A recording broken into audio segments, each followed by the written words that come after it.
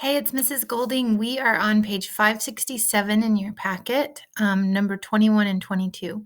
And for these problems, I'm going to use some visual modeling, so it might give you a little extra help if you're struggling to kind of understand what's being asked of you. So in these problems, we're asked to write and solve a division equation to solve each problem. And in this one, it says we have this bird and it lays some eggs.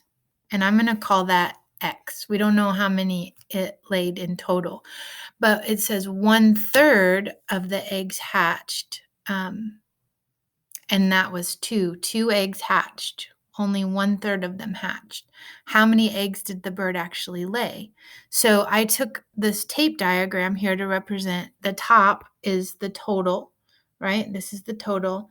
And this down here is the same size. That's the beauty of a tape diagram, but I broke it into thirds because 1/3 of the eggs right here, 2, is how many that hatched. The beauty of this is each piece of a tape diagram down here is equal. And so we can see very easily that the total number of eggs was 6. So X equals 6. But here's the thing you're asked to do is to write a division equation about that. So here's what you're going to write. There's actually two ways to look at this. You could say the total divided by 2 is equal to 3. Now, I'm going to explain that one here in just a second, but another way to say is the total divided by 3 is equal to 2. Okay, so the second one I wrote might be more obvious because we took some total number of eggs and we divided it into thirds. And to divide into thirds is dividing by 3.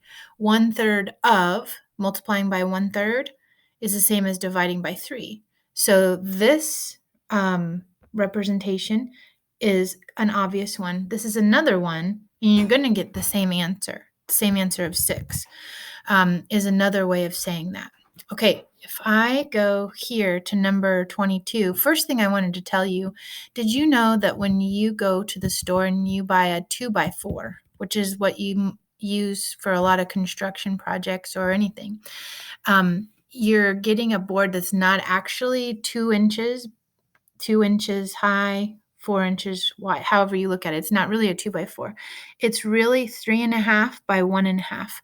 And the reason for that is when they originally cut the board, rough cut it from a tree, it's 2x4, but then they have to plane it down and they have to dry it and it shrinks to 1.5 by 3.5. That's a shop teacher daughter tip for you. Okay, this guy, Marcel, he's buying a board to build a bookcase, and he wants to divide the board into 1 3/4 foot sections. He needs 6 sections, okay? So what size board does Marcel need? All right, so I am going to approach this with a tape diagram again, and in my tape diagram, I have some number X, which is the total length of my board. And then I divided it into 6 pieces. Okay, so I just went 1, 2, 3, 4, 5, 6. And I know each of those has to be 1 3/4 inch. Okay, so 1 3/4, 1 3/4, boom, boom, boom, boom. I'm multiplying it 6 times, right? So what I'm actually doing is I'm writing an equation like this. Okay, some number X divided by 6 is equal to 1 3/4. In the same way, I could actually say some total length of board divided by 1 3/4 is equal to 6. Either way, I can write it either way. Now I have to figure out what is 1 3/4 times 6. So in my tape diagram, I just kind of made it a little easier for me. I know 1 3/4 or $1.75 and $1.75 is $3.50.